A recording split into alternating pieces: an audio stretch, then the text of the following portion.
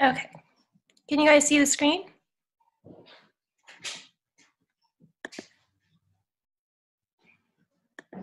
All right. Okay, so we have some new opportunities for hours for you guys. So I know with the semester close to ending, finals are coming up, so a lot of you might be stressed. So the Counseling Center, so CAPS from campus, they're holding wellness workshops through Zoom. So you could see it's the same requirement as the other Zoom talks and the symposiums. So 1 hour for attending, and then 0.5 for a summary and reflection for that. And then they have stress workshops, mood workshops, and like thought workshops. So here are the dates and times for those. And then the link for their Zoom is at the bottom here. We'll make sure to send that out either through another email or through social media so you guys could access that. And it's also on the spreadsheet for hours on our website also. And then there's another talk about, it's a menopause talk, and again, 1 hour for attending, and then 0.5 for a reflection. And then I think we posted it on our social media on how to join that one and in the newsletter as well. And then since it's Prematurity Awareness Month, that's why we asked you guys to wear purple, and we're doing an opportunity for hours with March of Dimes. So you could write notes to families with babies in the NICU, and for 5 notes equals 1 hour. It's 5 notes because it's all electronic and you don't have to, use your extra resources and time to physically send in letters. So I think that's an easy way to get an hour. And, there's more information at that link that's right below. And you could send in like care packages and other stuff if you want to do other opportunities for hours. And then make sure to send your proof of hours to our membership chair, like the screenshots and the reflections. And then if you have any questions, email our activities, and their emails are at the bottom. And we're still doing the social media hours, so make sure you're following, make sure you're sharing our posts, and still send in your desk setups for like Zoom v University. We're going to start posting them on our page in a couple of weeks, and if you don't see yours in this round, we'll continue to post them throughout the whole school year into next semester. All right, hey guys, my name is Melanie. I'm NSA's Fundraising. Thanks for coming today. I just wanted to mention our School of Nursing's fall crowdfunding campaign. I don't know if you guys have seen it on Instagram. We're looking for as many donors possible of at least $10 each. And we're currently top 9 out of the 23 programs that are participating with 56 donors and $5,000 raised. We have about 5 days left to keep fundraising. So the link is tinyurl.com/csufsonfund. If you want to donate or share with your family, you get half an hour for sharing our posts and tagging CSUF NSA on Instagram. So yeah, if we're part of the top 10 programs, we get $1,000 donated. So that would help a lot. And another thing I wanted to mention is that we have a lot of leftover NSA merchandise from past years. So Tina, our president, will be on campus on Thursday, November 19th from 10 a.m. to 3 p.m. If you want to purchase any merchandise, we'll take cash, check, or Venmo. And the items for sale are listed right there. And if you want to reserve any, you can go to the link. I'll put the links in the chat also, but it's tinyurl.com/oldnsamerch. So just reserve if you want to buy any, and you can message or email Tina if you have any questions. And that's what they look like. There. Okay, guys, just a reminder about the School of Nursing Jacket Contest. We've extended the deadline that you can submit design ideas to the 27th. That's the Friday of Thanksgiving break, just because we understand your setting, you're doing projects, so maybe you want to make a design, but you don't have time. So that's why we extended it. And I want to make sure you guys know that you will be reimbursed for your membership dues. If you win, you're also going to be getting 2 gift cards, and you're making a jacket that hopefully everybody loves. So please don't hesitate. Email me your ideas, and we look forward to seeing what you guys come up with. Hi there, everybody. My name is Cole. I'm the BLS Public Relations Officer, and I'm going to talk a little bit about the BLS for November. So we do have I think we're going to do 4 classes, it's sounding like, for the month of November. The dates are to be determined. We're still working really closely with the company who actually does it. So we're working with the director again, trying to figure out those dates. So keep an eye out if you are in nursing for when those will be. If you're outside of nursing too, feel free to reach out. You can reach out to me. My email's at the bottom. If you need to partner with us, if you're part of some other organization or you just want BLS certification, definitely reach out to me and we can see what we can do. I know that Jonathan and I have, we've gotten discounts for people in the past, so definitely reach out to me if that's something that you are interested in. And then as far as ACLS and PALS certification go, we will probably be doing another course sometimes in the spring. So keep an eye out if you're in nursing for a survey to be sent out, probably in December again, to kind of figure out the interest level for that. We do need a pretty decent sized group because again, the company that we work with, they need to like make a profit off of it. So the more people we have, the less, or the more people we have, the more likely we can actually have the class. So keep that in mind as well. If you're not in nursing, you can still do these classes. It's advanced care life support and pediatric advanced life support. I was talking to a friend like a few weeks ago, and they had mentioned that she had a friend who was a nanny, and she took the PALS class, and it gave her a lot more credibility as a nanny. So something that you're interested in, definitely reach out to me if you're not in nursing, but if you are, keep an eye out for the email, and that's it.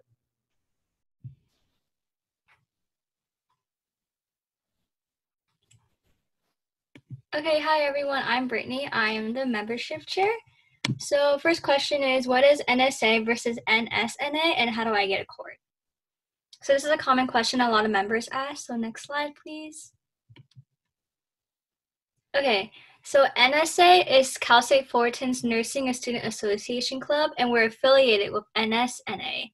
So NSNA is the national chapter, it's the National Students Nursing Association.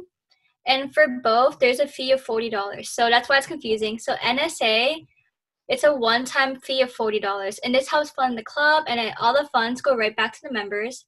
And for NSNA, it's an annual fee of $40. So if you pay for that, you're an official member of NSNA, and you're allowed to go to national conferences. You get more access to different scholarships, and you get different discounts from like nursing supply shops and uniform stores. And we have our NSA membership application. There's a QR code link, but it's also linked on our website if you're not yet a member. And for NSNA, if you haven't paid yet and you're interested, I also left the link there. And then this is super important, but you do not have to be a nursing student in Cal State Fullerton's nursing program to be a part of NSA or NSNA. You can be like a bio major, a public health major, it doesn't really matter. Like you can even be a business major. And in order to obtain a graduation cord, which I'll be going over in a bit, you have to be a paid member of both NSA and NSNA. And like I said, you don't have to be a paid member to be an NSA. However, we do recommend you join both organizations because there's a lot of like perks and all that. And if you plan to run for board next year, you have to be a paid member for both, so NSA and NSNA. Next slide. Okay, so this is the graduation cord policy slide. So there are 3 requirements in order to earn your cord. So first of all, you have to be a paid member of NSA. So that's the one-time $40. And then you have to be a paid member of NSNA at the time of graduation. So you can pay for NSA, NSNA as a freshman, and you can pay for their 2-year thing, which is $80, or you can kind of wait a little bit and then pay towards the last 2 years of nursing school or college. So you can still be eligible for a graduation cord. However, we do recommend you start earlier so that you get more perks and all of that.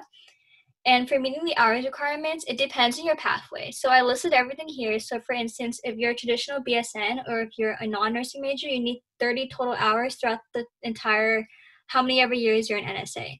So we have the hours breakdown. It's 10 hours for meetings and then 20 hours for events and like other Zoom meetings and all of that. So everything's broken down to this table, and you can also find everything on our website. Next slide. Okay, hopefully I'm not going too fast. If you guys have any questions, just let me know. But these are the pictures of the cords. So the one on your left side is the generic NSNA cord.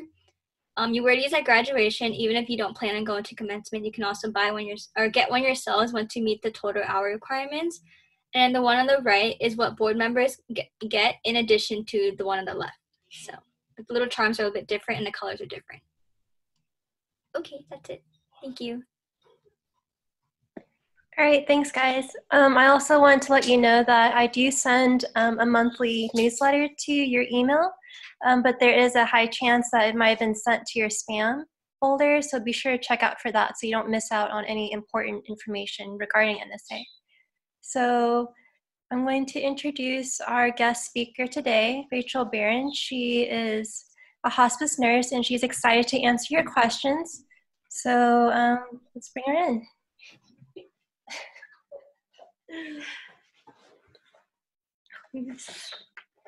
So let me, so Rachel, if you can talk about yourself, introduce yourself. Sure. Hi, my name's Rachel. I am currently a hospice nurse. Just some background info on me.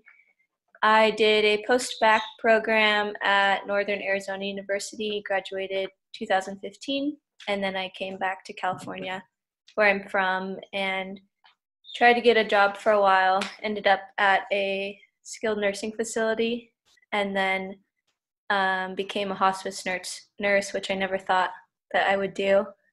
Didn't really know that much about hospice, but had a coworker that suggested I interview, and I did. I got the job, and it's actually a really good fit for me, and I like it a lot. So keep talking. I'm just gonna hold that. I didn't really know that much about hospice or how it worked, but basically it's covered through Medicare, and patients will go see their doctor, and if they're not doing well or they don't want to pursue any more aggressive treatments, they will suggest that they go on hospice. There's actually a ton of hospice companies in California. I think mine is maybe one of the biggest. It's called Care Choices. There's also one called Vitas, which is pretty big.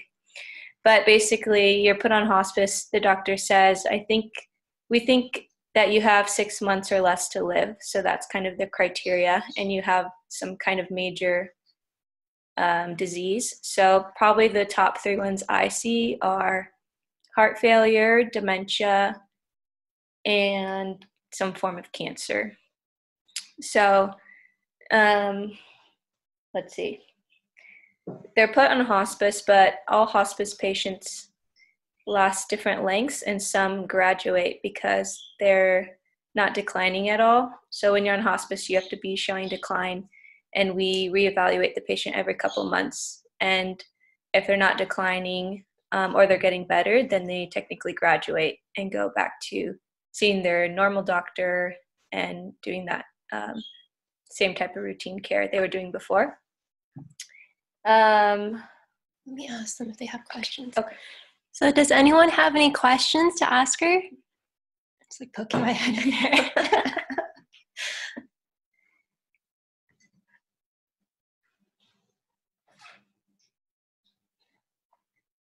I have a question.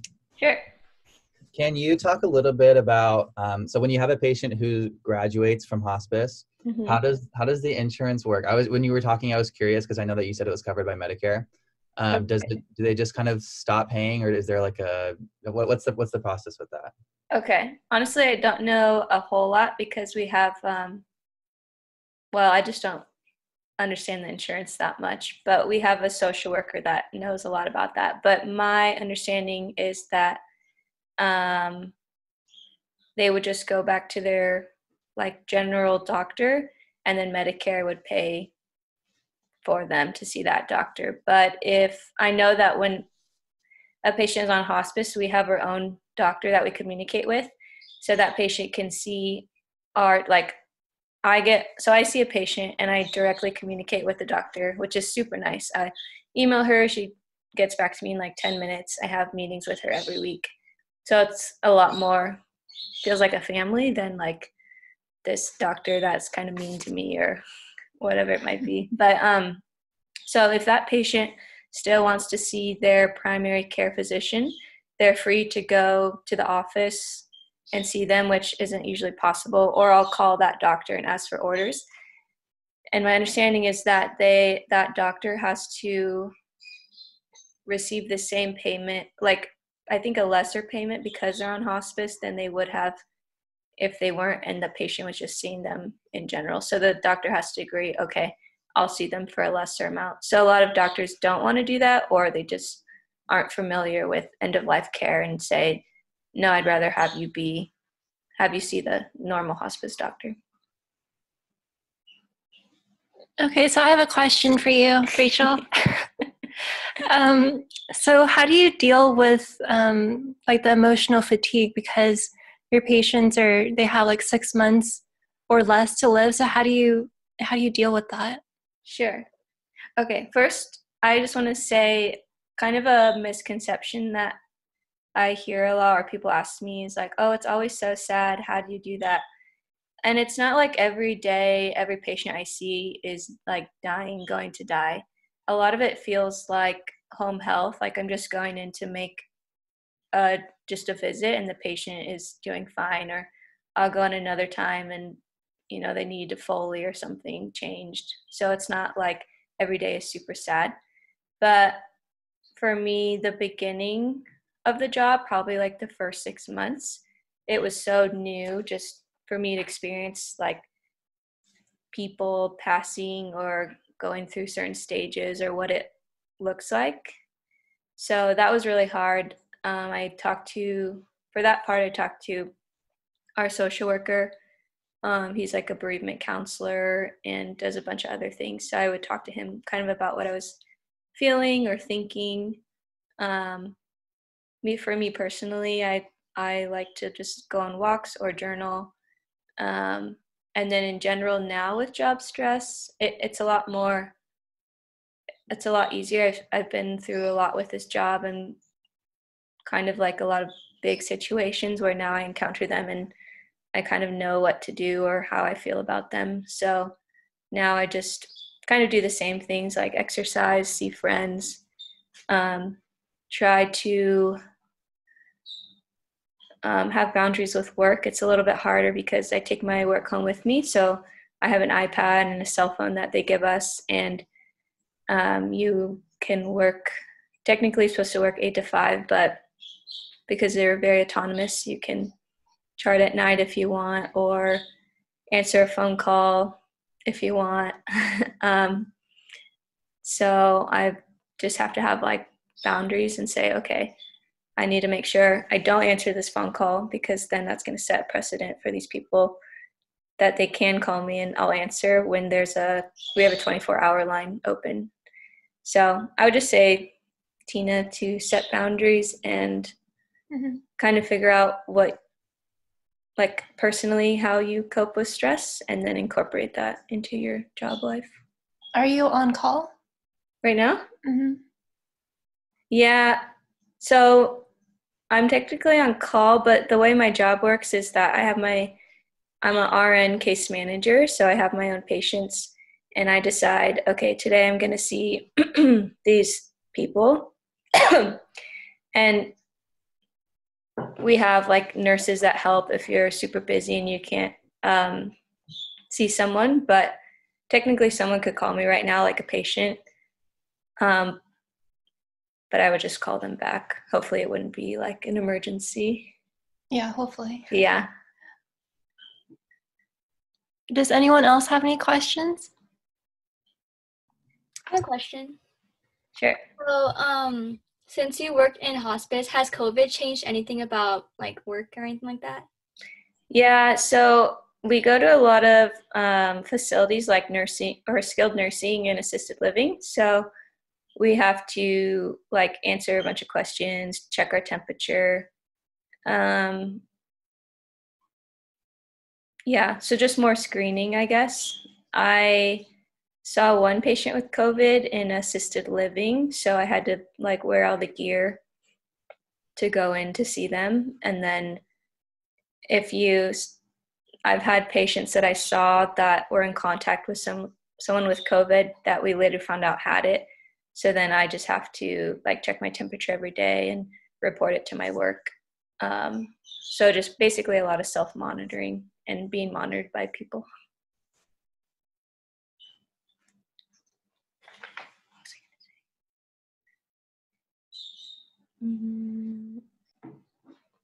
I have a question. Sure. Can you talk about maybe like what's your schedule typically like in Yeah. that type of working setting, you know? Yeah. So I technically work 8 to 5. But like I said, my job, you have a lot of autonomy. So you decide who you're going to see when. So usually I wake up, start my day at 8. I start it with emails, check my emails, see if anything's happened overnight. And then I already have kind of a set schedule who I'll see that day, but it might change. And then I just go from visit to visit. Sometimes I chart in between visits. Sometimes I wait till the end of the day. It really varies. And then usually I'm done by like 4 or 5. Some days I won't take a lunch and then I can get off early, or some days I don't take a lunch but don't get off early. So it kind of varies, and it's very known like within like how it works that some weeks you work a little more and other weeks you work a little less. But How many patients do you have? So right now I actually have a lot. I have 19, and a normal day, like other nurses in other areas will see like 4 patients, but that's like an average day. But my coworkers and I, since we have a lot of patients, we don't have enough nurses right now. We see like 5 or 6. So each visit can vary. You could go in for like 15 minutes and everything's fine. There's no changes. Take vitals, talk to the caregivers, and it's fine. Sometimes you go in there. I was at a visit for 2 hours on Friday, which is like really long, because there was just a lot going on. And if you have to talk to the family, that could take like a while. So it really varies. And then just driving from each place to place and charting and talking to families takes up a lot of time. So this job, I think the main thing I've learned is you have to be very flexible, and which is nice because it helps you with other parts of life, like plans changing and adapting, and you having to change. So How far do you have to travel? Well, my area is like Mission Viejo, Lake Forest, Laguna Hills. But since we're kind of low on nurses right now, I've had to go to Dana Point, which is kind of far from me, because that's not really my territory. But like I said, you have to be flexible and adapt. But we're getting some new nurses, so That's cool. It'll get better. Do I have anything else? Do I you have a want- question. So, sorry, whoever's speaking, but when did you realize that you wanted to do end of life for nursing? So it's kind of funny because I was at a skilled nursing facility, which I didn't think I would work there either, but actually that was really good. I got a lot of good practice there.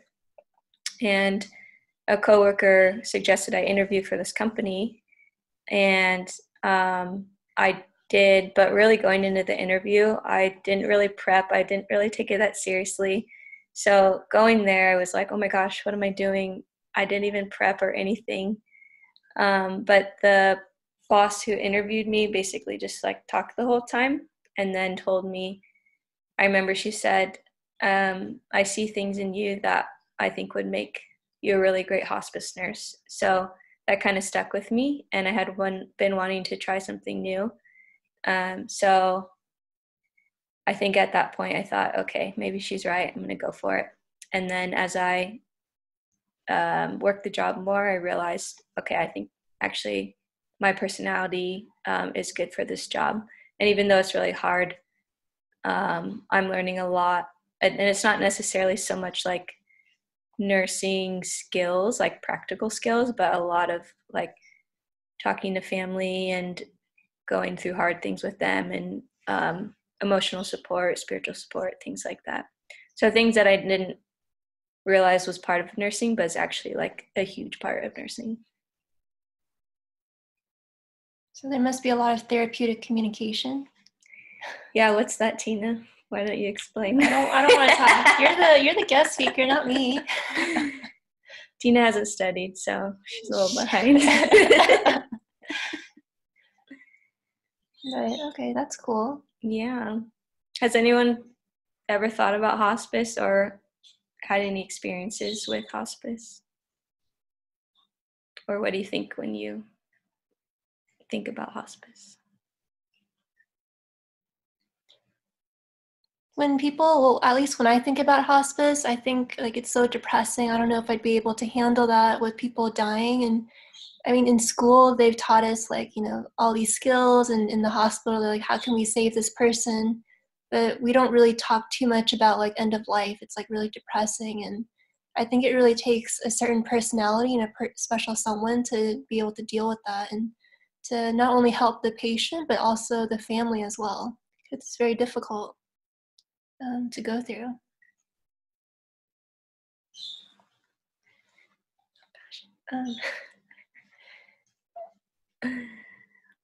Does anyone else have any questions? I was going to say something, but I forgot. That's okay. Whatever comes to mind, you can mention it. I have a question again. Sure. Can you talk a little bit about your interview experience? Or I'm sorry, not your interview experience, your volunteer experience. And was it like Papua New Guinea or something that I saw on the slide? Oh, yeah. Yeah, that was really cool. Oh, yeah. So before I went to nursing school, well, one thing that I thought going to nursing school was that I really wanted to do volunteer work, like Doctors Without Borders, that kind of thing, because I really like to travel, and then I really like to help people. So there's a program, it's called YWAM Ships, and it's in Papua New Guinea, and I think in Hawaii, and it's kind of like Mercy Ships, if you've heard of that. But basically, we traveled, everyone flew to Papua New Guinea, and then we traveled for 2 weeks on like a little cruise ship, and then each day we set up a clinic, a medical clinic in a little like city. We either drove there or we took like a small boat there, and then on the ship there was dentistry, so they were doing extractions, and then we also had an eye surgeon.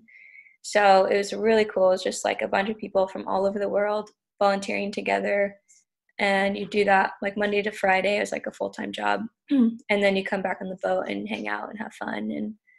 And we also worked with Papua New Guineans, so there was some nurses on our team, and there were some dentists, so we got to know them too and learn about what they know about medicine. And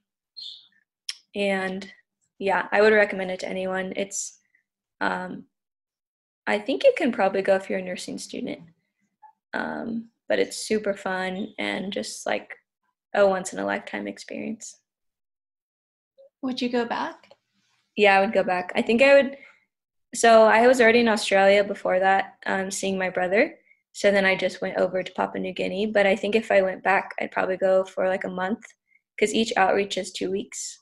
So I'd go for a month just because it's pretty expensive to get there. So I'd want to make it worthwhile, or maybe travel some more if I go there. That's cool. Yeah. Do you have any future trips planned yet? No, Tina, there's COVID. Oh yeah. No, for the future. I'd probably go back to Papua New Guinea, maybe check out, I think it's called Mercy Ships. It's like a humongous hospital ship in Africa, I believe. So I would do something like that, but nothing planned yet. It's all up in the air. Yeah, I definitely want to go with you after I graduate. We Yeah. should definitely make I'll a bring trip. you. Yeah. It's so fun. If you like traveling and learning about other cultures, it's great. And you get to do nursing and see some things you've probably never seen. I have another question. Okay. For physician-assisted dying, do you ever deal with that? Yeah. So I think we've had like 1 or 2 patients that have wanted to do that, and we don't prescribe, and we wouldn't support that. Like, we wouldn't want them to do it that way, just because our whole philosophy is like going through the dying process and comfort and all of that. So the 2 people that did, I think they had got the pills and everything, but they ended up not taking them. I think if they were on hospice and they had the pills and they just like took them, then we would still do normal protocol. So we would come out if they died and do a death visit and call the mortuary and do all those things. So you can still be on hospice with that, but our doctor wouldn't prescribe anything. I think there's like a whole process, right? Like to make sure that the patient's sound of mind before they are recommended that route. Right? Yeah, I think you have to be able to. I had a patient in the skilled nursing facility I worked at do that, and you have to do like a psych test, and you personally have to be the one to take the pills, and it's like a ton of pills. But he ended up doing it at the skilled nursing. Yeah, it was kind of controversial, but he got the approval and it happened. I think there was a question in the chat. Let me see. Do you see any areas for professional growth as a nurse in hospice? So the next like promotion, I guess, would be to be a team manager. We only have 3 teams. So maybe one day my coworker, she's been a hospice nurse for like 5 years, I think. She just became a manager. But right now it's not something I would want because I like going out to see patients and see families. And if I was a manager, I would just sit in the office with everybody. So not really something I'd want to do right now. And I feel like there's been times in my career with hospice where I felt like I wasn't really growing. But then it always seemed like there would be a new opportunity or kind of a new family to deal with that I was finding some growth in. I have one more question. Oh, Jason, you go first. Okay. What has been the most rewarding experience with being a hospice nurse? Most rewarding? I think just getting to know the family. So one thing we say about hospice, okay, a couple things. When people think of hospice, a lot of times they think, oh, the person's dying like right now. But we encourage people to get on hospice before all that. That way you get to know the family before that hard time comes. That way you can walk through it with them. So most rewarding is like getting to know a family and they really love you and appreciate you, and then you like walk through that death with them, and it's just like really special because they like see you as part of their family and they're super appreciative. And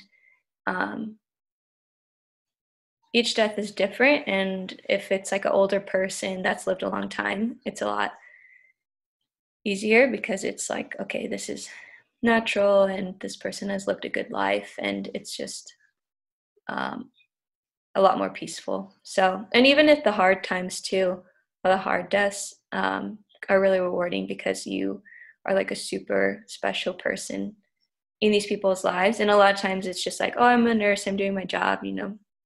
But for them, they see you as like an angel. So it's really affirming and very rewarding. Who is the youngest patient you had for hospice? I think you told me it was. Oh, yes. Yeah. Wait, youngest age? Yeah, it was like a few weeks older, months older. Oh, we did have a baby, but that was kind of a weird situation. Like they were in like a facility. Oh. We were kind of like extra supplement. We don't have any kids. So the youngest person I had, actually my first patient, and she was only 40. So that was like a hard intro to hospice. I was like a 40-year-old. And I think we've had like a 31-year-old. But I think if you're younger, there might be like a kids hospice, or you'd stay in the hospital. Oh, so for your company, you don't deal with like kids, like teenagers, mostly adults? I've never had anyone or my coworkers, but Oh, okay. probably if you're a kid, there's probably like a kids hospice. Oh, okay. Yeah. Okay, I had a question. One more. Okay. Since you volunteered in Papua New Guinea, like how different was nursing and healthcare there in comparison to the US? Ooh, okay. So in their main city, I think it's their capital, which we didn't go to, but I talked to a med student that was going there. It sounded kind of similar, like they were pretty advanced with technology and medicine. But then we went to a hospital where we were staying we were in like a bay, and there was a hospital there, and it was really like their ER was like one bed in like a single room. One bed? Yeah, and oh my God. They have like all these little cities, and they have like a nurse that is the station there, but a lot of times they might not have the right meds, or the nurse doesn't always know what to give. So then if they go to that hospital, they also don't have a lot of supplies. So we had a doctor from Singapore he would like tell us about all the things that happened there. And like one day that they didn't have a trach tube, I think. So someone died because they didn't have that, but they have different expectations. So to them it's sad, but it's like, okay, well, we didn't have that and the person died, like that's what happens. But the US or the Singaporean doctor was like, oh my gosh, people would go crazy if that happened. So it's just different expectations. One random thing when we were there, they were really into amoxicillin, and they would like give it, like totally prescribe it wrongly. And someone came to us that had neuropathy, I think from diabetes, and they said whoever gave them amoxicillin, which is like totally wrong. So then it's like, okay, well, is there going to be a resistance now? And then when someone actually needs this med, it's not going to work because there's a resistance. So there's some things like that. But the nurses that I worked with, like I became really good friends with the nurse, Papua New Guinean nurse, and she knew a lot, and she was like really good and knew about all the Papua New Guinean diseases, tropical diseases that we didn't even know that much about. And so a lot of them are very educated, they just don't always have the resources. And then they have I think they're just more accepting of like suffering and death as like a part of life, whereas more developed countries have a really hard time accepting that and letting go, which I even see with families here. It's like sometimes families, they want to try really hard to save their loved ones, which is totally understandable, but it's hard for some people to accept what's actually happening in the body. And because we have so much development in medicine, which is really good, but I think it makes it harder for us to accept things sometimes. It's so different than over here. Yeah, very different.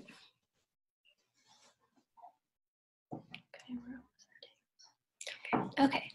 So does anyone else have any last minute questions before we summarize this meeting?